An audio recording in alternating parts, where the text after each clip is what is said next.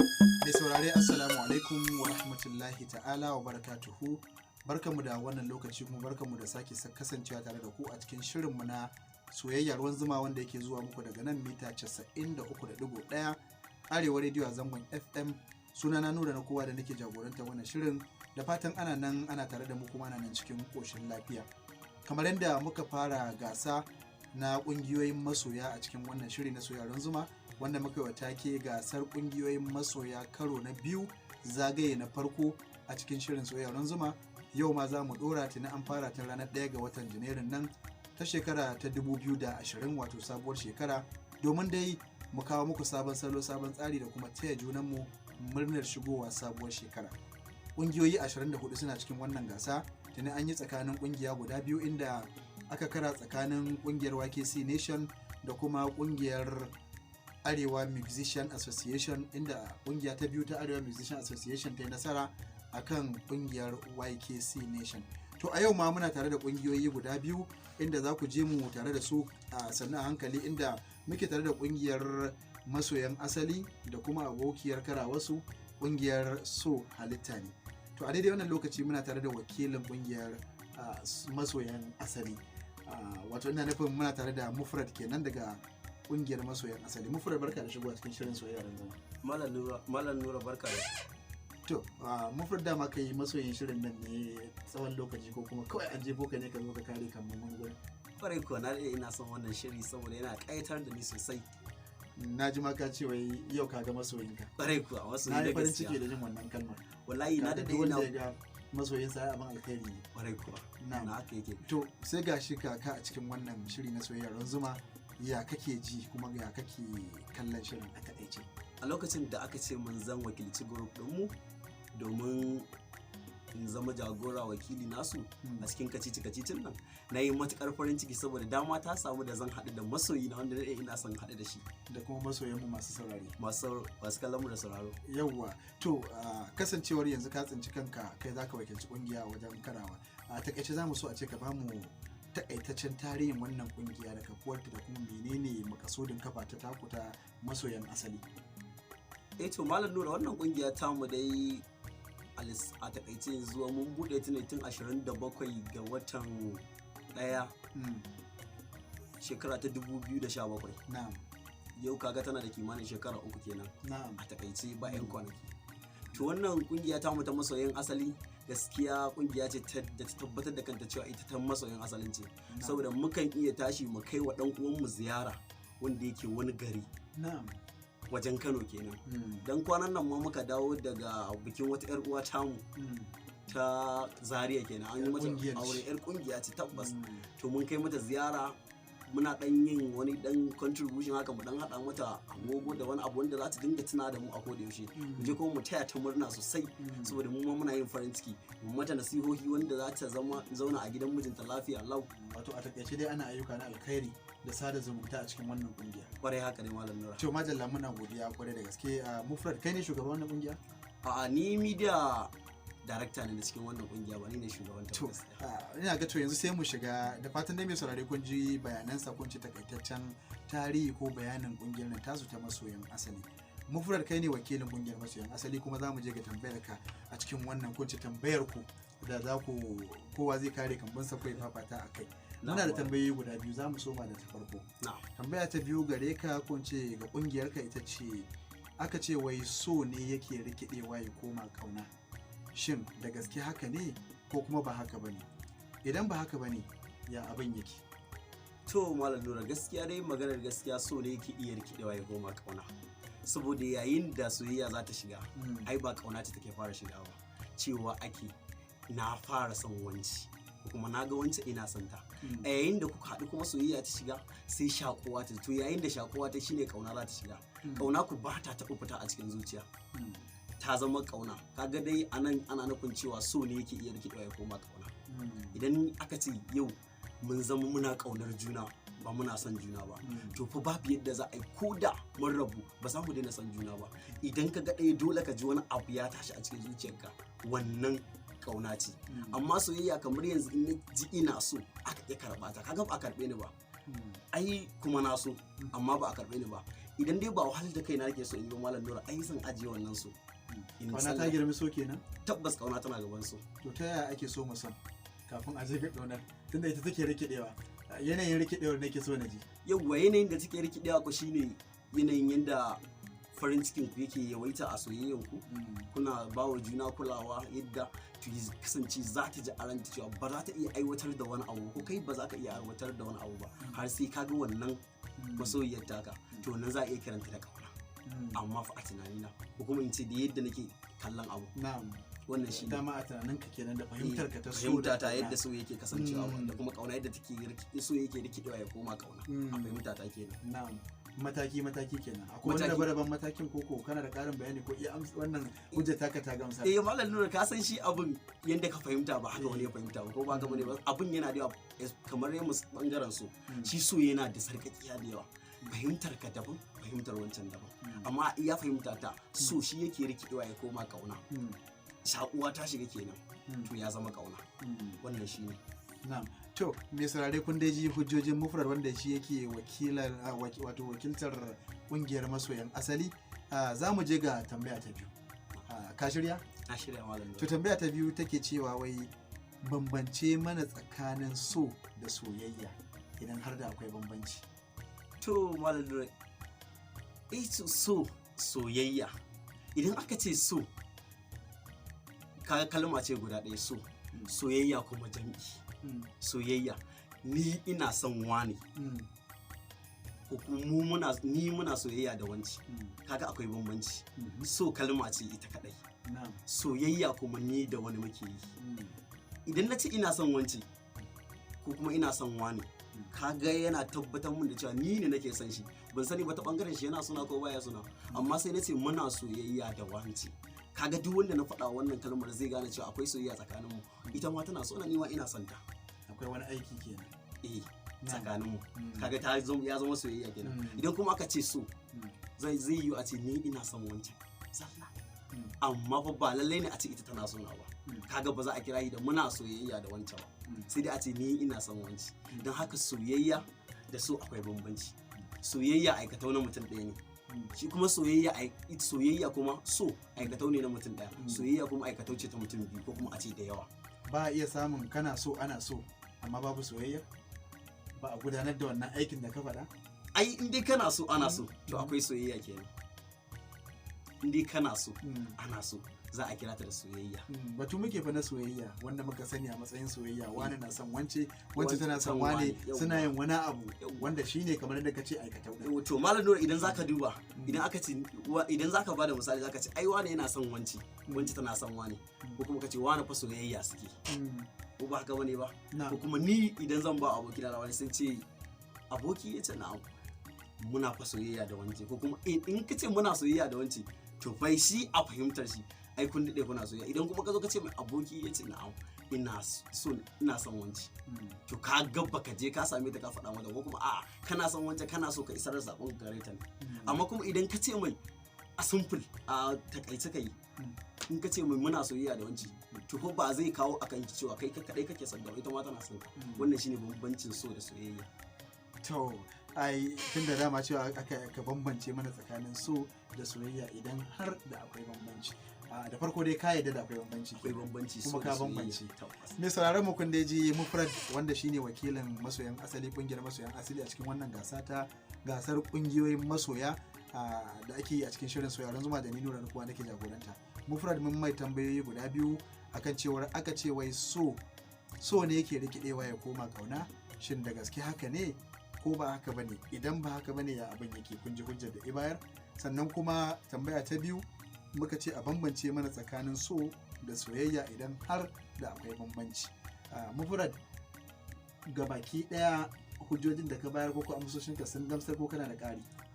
To ƙarin da zan yi shine ga masu sauraron wannan shirin shine abin da mutane suke ba su fahimta ba a bangaren kauna.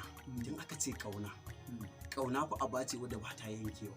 Shi kuma so soyayya kenan. So za a iya datse shi, saboda so idan aka ce na fara son wanci zai yi kama da sati ɗaya da sati biyu ko kuma kwana ɗaya kwana biyu idan kuma kai ai ina kaunar wanci ko kuma kaunar juna muke sosai to duk wanda zai ji wannan abun zai ji ai da dadewa an dade ana yi to kaga anan so ya rike da ya koma kauna kuma a junan ku za ku ji kuna mararin juna sosai na'am wannan shine to muna godiya Mufrad za mu je ga wato wakilin kungiya ta biyu inda za ku ji shi ma hujojinsa akan wannan tambayar da aka yi wa Mufrad muna godiya kwarai da gaske zaka ji za mu kuma mu ji abin da ainihin masu saurare za su yanke hukunci akan waɗannan hujjojin da ka bayar da fatan dai za a tara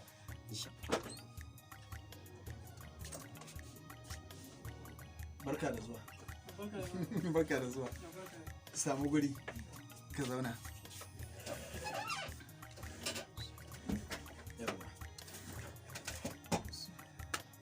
barka da shigowa ga ka ga gani a cikin shirin soyayyar wanzama ina maka maraba lale da shigowa cikin wannan shiri to kuma cikin wannan gasa kun dai ji mu tare da abokin karawa na farko wanda ya wakilci kungiyar masoyan asali kuma kamar da na sanar da ku ga bakon namu na biyu ya shigo wanda shine zai wakilci kungiyar so halitta ne kungiyar so halitta ne to maraba lale da kai a cikin shirin soyayyar zuma zan so dan ji a takaice kai ma dai masoyin shirin ne wannan na soyayyar zuma ko da kai ma jefo ka akai ka zo ka kare kan wasu gaskiya ni masoyin wannan shirin ne kwarai da gaske ka kwana biyu kana bibiyar shirin kuma sai yau ga ka a cikin shirin kuma ga wani aiki da aka baka na zumunci da kulla alaka ta so tsakanin shirin da kuma kungiyoyi to muna maka maraba lale mai sauraron mu wato a cikin wannan shiri kamar yadda na faɗa na soyayyar ruwan zuma kuma inda muke karban bakoncin kungiyoyi domin a fafata a wannan gasa da muke wa lakabi da gasar masoya wato gasar kungiyoyin masoya karo na biyu sannan kuma zagaye na farko muna da kungiyoyi 24 kamar yadda na sanar da ku an yi tun ranar 1 ga wata aka fara gashi yau ana dorawa inda za a ci gaba da waɗannan gasa haka kungiyoyi biyu haka ranakun litinin talata da kuma laraba kungiyar masoyan asali mufur ya wakilce su yanzu kuma so halitta ne yake tare da ni inda muka karɓi bakoncin Yusuf Nasibi ko Yusuf Nasibi barka da shigo Yusuf Nasibi a takaice a dan bamu tarihin wannan kungiya taku ta wato so halitta ne gaskiya ne dalilin kafuwarta da kuma wata ila manufarta saboda na san da yawa suna so su san haka gaskiya ne wannan kungiya mun bude ta ne sakamakon ci gabanmu na masoya haka dai so da yawa aka zazzauna ana tattaunawa akan wannan ya kawo labarin budurwashi wannan ya kawo labarin budurwashi so da yawa an zauna din wani abun baya yiwa wani yana nan wani bayan to sai aka bude group da sai ka dan kusanta wannan abun Yusuf Nasibi to muna jin ka sai aka bude group ta WhatsApp to aka yi magana ta WhatsApp yawancin kowa ya hau kan online zai gani to shine sanadiyar bude wannan group din ta WhatsApp kun bibiye wannan shirin da muke sai kana mana kaimi akan ya kamata mu jajirce sosai kuma muka shiga wannan gasa an kai tsawon shekara nawa da bude wannan kungiya gaskiya wannan kungiyar duka bata fi shekara ɗaya ba amma kuma yanzu tana da mutane sosai da suke bibiya saboda abin yana yi sosai ya zuwa wannan lokaci an yi wasu ayyukan alkhairi a cikin wannan group gaskiya an yi ayyukan alkhairi sosai sun daga aure nan ana kokarin a hada shi a wannan lokacin a tsakanin dan kungiya da yar kungiya gaskiya ne to fa to dama alkhairin da ake so kenan lalle kuma kungiyar taku ta masoya ya ce to ga ka kuma zaka wakilci wannan kungiya ta so halitta ne ya kake ji kuma ya kake kallon wannan shiri da kuma wannan abu da aka kawo gaskiya bana jin komai a game da wai fargaba in Allah da dai ina sa rai mu ne da nasara amma kuma ina alfahari domin yau gani ina jin nuna na kowa yau kuma gani tare da shi kuma ina alfahari da sosai to madalla alhamdulillah muna godiya sosai Malam Yusuf Nasibi tambayoyi ne guda biyu waɗanda za mu fara da tambaya guda ɗaya ta farko take cewa aka ce wai so ne yake rikidewa ya koma ƙauna shin da gaske haka ne ko ba haka bane idan ba haka bane ya abin yake kaga idan ma haka ne ya abin yake ko ba haka ba mu soma da wannan kafin mu je ga tambaya ta haka ne na'am sai mu je ga hujjojinka dalilin da yasa na ce haka ne kauna ba ta zuwa sai so ya zo akan maganar kauna da so kake magana cewa aka ce wai shin da gaske so ne ke rikidewa ya koma kauna haka ne ko ba haka bane so shi ke rikidewa ya koma kauna zahiri me yasa dalili sai kaga abu tun farko ka san so da yake kamar kungiyar mu da muke magana so halitta ne tun fil azal inda misali duk abin da ka so shi ma a rayuwa tun fil azal akwai hadisin da yake cewa daman ka so shi tun a wancan lokacin kuma dukkan abin da Allah duk shi so abin da ake nufi da halitta abin da Allah ya yi shi to ya zama halitta to misali ka ji so misali tun kan na ganka misali kawai sunanka na ji kawai sai na ji ina son ka sai na ji ina son ka to a hankali san idan yayi yawa sannan sai ya zama kauna misali ina son yarinya kawai ji ne ina son ta ko fira ko wucewa ta doyi sai kawai zuciya ta samu ina son ta ka san halitta in wannan kawai in abiya ma kawai kana ji zaka ji ma sai abin na ji ya darsa ina son ta a hankali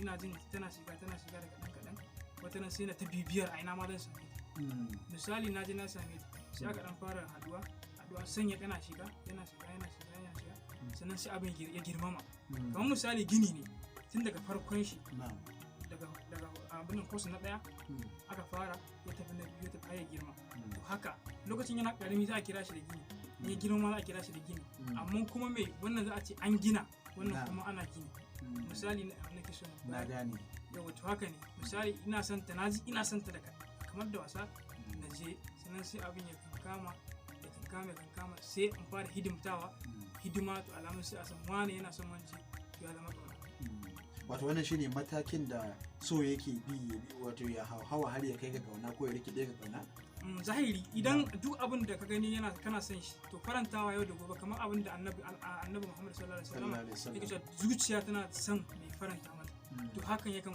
faru misali kaga ina son ta naje tun a hankali tana faranta min sai abun girma sosai sai ya zama kauna me ake nufi da kauna bakin duk abin da zai same ta na farin ciki zan ji ina farin ciki dukkan abin da zai same ta na bakin ciki zan ji ina bakin ciki to wannan ya zama kauna to shi a so ba a samu wannan matsayin a so ana samun wannan amma kauna ta girma fiye da su kana nufin a so ba a samu wannan matsayin na watakila idan mutum abu na farin ciki ya samu ba lallai ka yi ba kuma idan na bakin ciki ya samu ba lallai ka ji ba so da yawa shi so da yawa yana tsayawa iya baki so da yawa duk da zuciya tana ji tana son abun amma kuma ba a hidimtawa in dai abin ya kai a fara hidima sosai to ya zama kauna na'am kamar zan baka misali kamar a ranar na fira da wata mata ta taso daga Bauchi kaga ai sauraron abun ne to tana kaunar abun shirin kaunar da take mai shi sa ta yi tattaki har ta zo nan amma kuma akwai wanda suna gefe suna magana suna so iya san ne amma bai kai sun zo amma ita da ke kaunar ce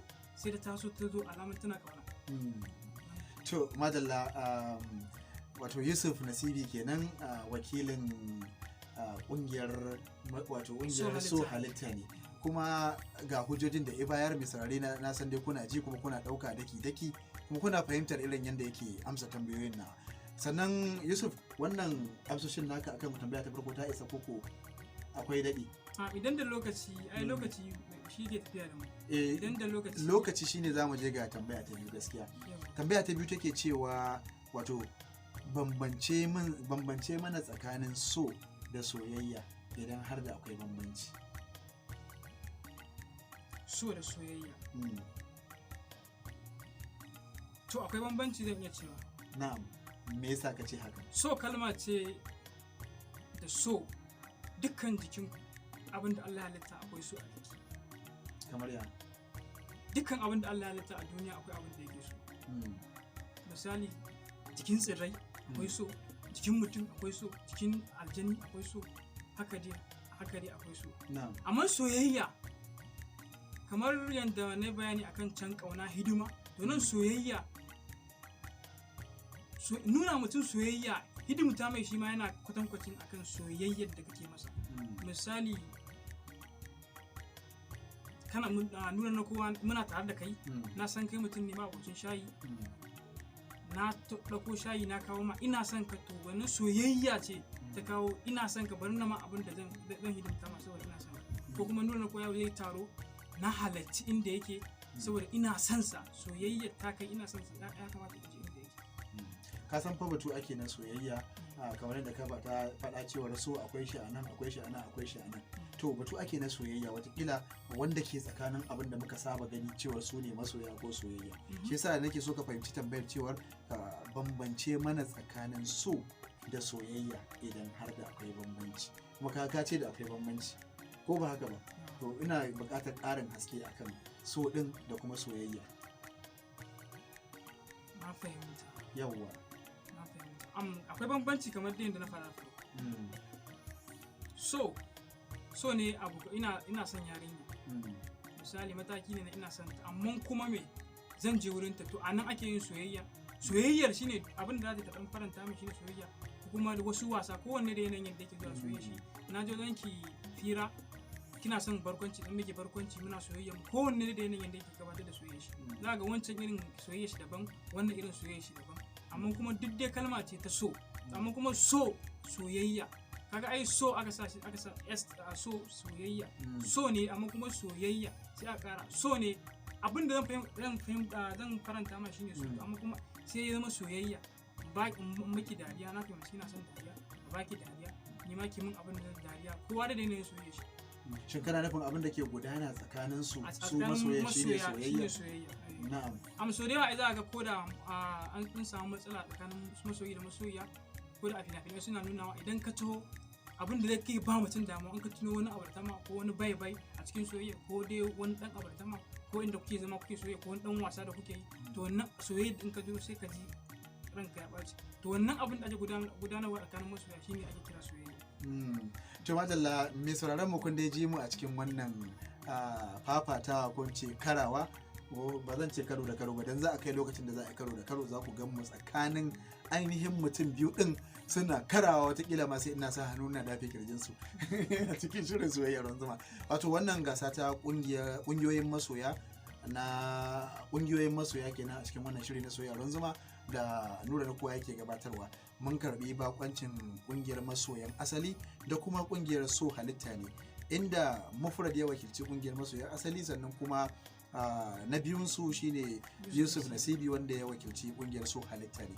Yusuf Nasibi waɗannan hujjoji da ka bayar sun isa ko ko kana da buƙatar ƙarin bayani a takaice? A waɗannan hujjojin Allah da ina fatan sun isa. To madalla muna godiya da wannan hujjoji naka sannan kuma za mu je ga ainihin waɗanda za su yi alƙalanci waɗanda muka ce su ne masu saurare. Ina fata mai saurare za a yi aiki da lura kuma aiki da hankali kamar yadda aka ba mu haɗin kai a wancan karo na farko ranar Laraba kenan. Yau ma za a ba da haɗin kai a bada wato a yi zaɓe bisa ga hujjojin da mutum ya bayar waɗanda suka yi ma'ana da kuma waɗanda watakila mutum a mahangarsa irin tunaninsa kenan da shi zai yi zaɓi sannan kuma muke ba wa ainihin wakilan da ke wakiltar waɗannan ƙungiyoyi da ma ainihin wato membobin waɗannan ƙungiyoyi cewar ba lallai ba ne irin zaɓen da za a yi ya tafi da tunaninka a daidai zai iya saba wa tunaninka. Mu dai muna so abin ya zama cewar an tsarkake abin ne da haka muka ba wa ainihin masu saurare damar wato tantance waɗanda suka zaɓa a matsayin wanda ya bada hujjojin da zai ci wannan gasa a tsakanin waɗanda suka kara. Muna godiya wato Yusuf Nasibi da fatan Allah ya sa ya bada nasara ya ba mai rabo sa'a. Mutanen burke suna gaida da sosai. To muna godiya kwarai da gaske sunana Nura na kowa za mu zo gare ku.